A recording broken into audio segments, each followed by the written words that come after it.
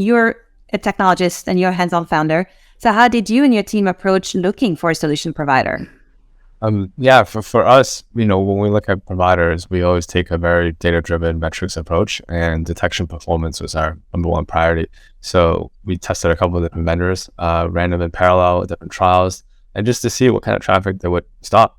And it was pretty important that their solution was easy to set up. I think with DataDome, it was a one-click installer on Cloudflare, which is really simple.